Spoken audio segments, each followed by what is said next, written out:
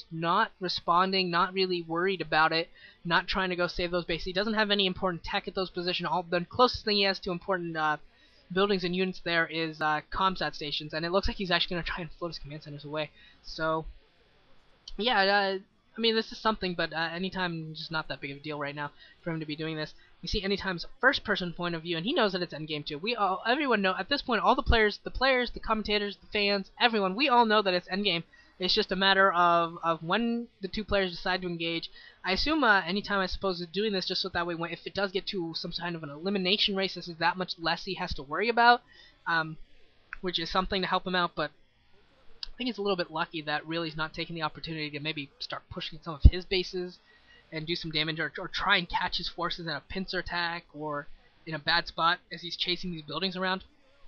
It's kind of dangerous for Anytime to really be doing this, because as the aggressor, as the person on the move, you can be caught. And in the endgame, if you get caught, you lose one battle. That's it. That's it. There are no more battles to be fought. There's only one battle left to be fought, ladies and gentlemen. So only one mineral patch left there at the 6th position. It looks like all the other mineral patches on the map have been mined out. And yeah, no minerals left on the map. Woot. Now it's just all about army positioning. It's all about cleaning up extraneous buildings and getting to that one final push, that one final stand. Where do you want to make it Anytime? Where do you want to make it really? Who's going to be the aggressor? Who's going to be the defender?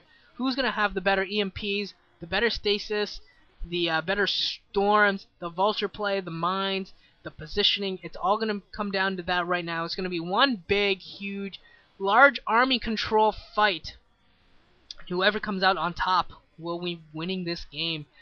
This is really, really exciting. This is going to be epic. This last fight, I'm so excited to see what happens in this last fight. Where it occurs is obviously the most important thing, and who is the aggressor is the second most important thing.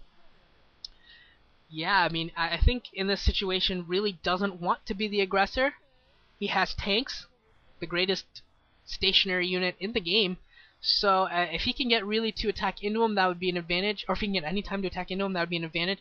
But I just don't see it really getting an old dog in the military, no less, like Anytime, to commit to that kind of a tactic.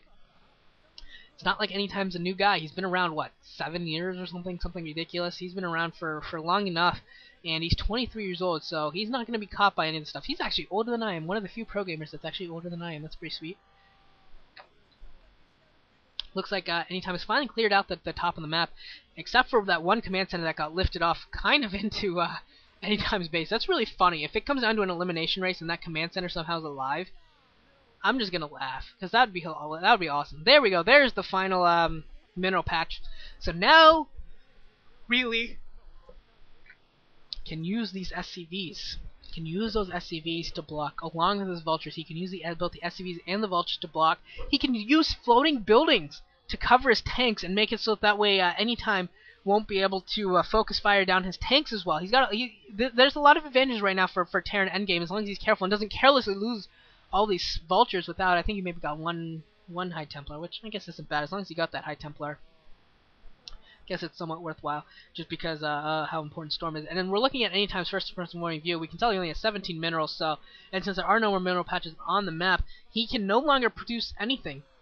Absolutely, he can't even produce an observer. Yep, he's done. Hopefully we'll see realies, and I'll go check the mineral count. I forgot to check that last time. We got some probes wandering around, dying, probably just seeing if there's any buildings wandering around. No, Stray Zealot's gonna go down as well. Do 2 vultures. Just little careless things like this. You need everything you can. Oh no, can't lose your vessel, really. Cannot lose your vessel. Be more careful. Yeah, he's got 2 almost dead vessels. Should probably repair them. He's got 380 minerals, and I think it would be wise to repair those vessels. He does not want to lose them. I mean, if he loses them, it's like game over. And I don't know what he's doing with these vultures. I think the only thing he can really hope to do with these vultures marauding around is maybe catch High Templar. But the thing is, I mean, getting probes at this stage obviously does nothing. I mean, Anytime can't produce any more units. Doesn't look like Anytime has a very large army, to be honest. Maybe 10-15 Dragoons, a control group of Zealots, and 3 High Templar, and then an Arbiter or 2. So not a huge force for Anytime really, right at this point. I think really he's got this game in the bag. I think if he can just intelligently engage, I think he's going to get this game. Anytime is setting up to accept Really's attack at this lower ledge. And he's preparing as well as he can. He's got huge numbers of Dragoons and Zealots in a huge arc all across the border of this, just hoping and hoping that he can maybe get a full semicircle attack on Reilly's forces. That's what he's hoping for. And we'll see if Reilly falls for this, or if he comes maybe at one of the edges, or does a slower crawl so he doesn't really get flanked too hard. That's really what he's got to do in order to come away with this without it, because he's got the advantage right now, as long as because he's got the tank numbers. He's got the tank numbers to really get the advantage right now. And yeah, 2 High Templar left. Looks like Reilly's going to come across from the northern edge. Very, very smart. Not going to run into the full semicircle trap. That was pretty much waiting for him. And let's see, what else we got here? Nothing going on inside of Reilly's bases. He had 380 barrels. Don't know if he spent it on anything. Maybe he was just spending it on vessels. I don't know where the Arbiter went for Anytime. I haven't seen any cloaked units in a while. I thought he had 1 Arbiter left. I hope he didn't die carelessly. That would be unfortunate. And really, it just looks like his positioning, just trying to figure out where he wants to go. We got some floating buildings. Oh yeah, we've got floating buildings. That's right. We've got Terran buildings floating around, coming in to be a nuisance. We got SCVs. Hopefully the SCVs are used as well. We got a lot of floating factories. Oh dear. That's a lot of floating factories coming in. He's got more factories that he could float off to be more of a nuisance, but I guess he's going to try and keep some buildings in the back so that, you know, doesn't get eliminated too easily. And yeah, once these buildings start getting up there, it's gonna be tough for Anytime. Hope he's got his hotkeys ready. Hope he's got some good hotkeys set up. Hope he sees this coming. But I just don't see how Anytime's gonna come away with this. Too many tanks, too many little advantages for the Terran player right now. As the buildings are floating in there, I think this could be the beginning of the end, as Anytime's going to be forced to at least try and shoot down these buildings, because if these buildings hover over his forces too strongly, it's going to be very difficult for him to control his army.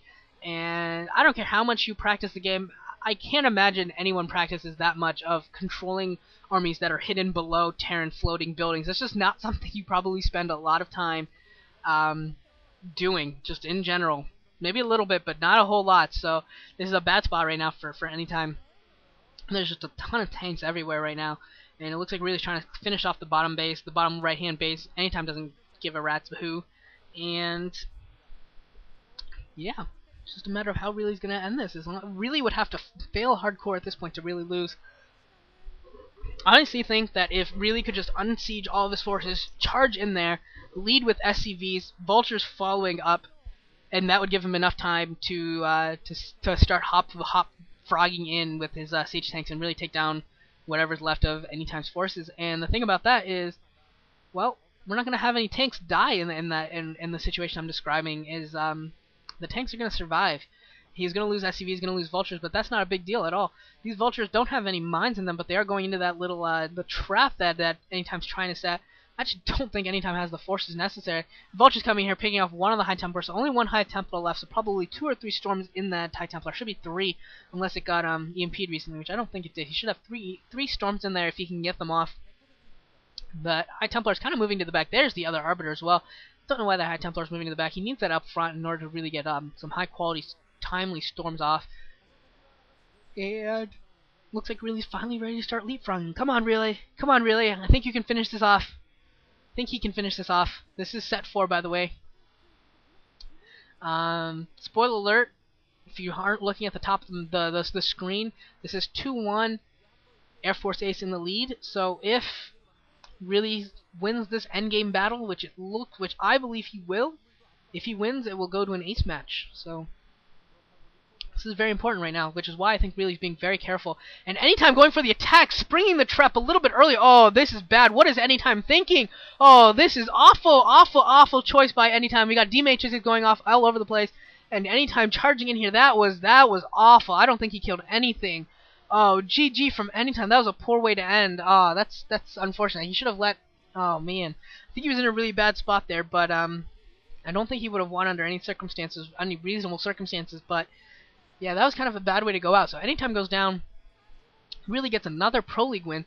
So ESTRO 2, Air Force Ace 2, we're going to an ace match. Yep, that's the third game I want to bring you. It's going to be an ace match.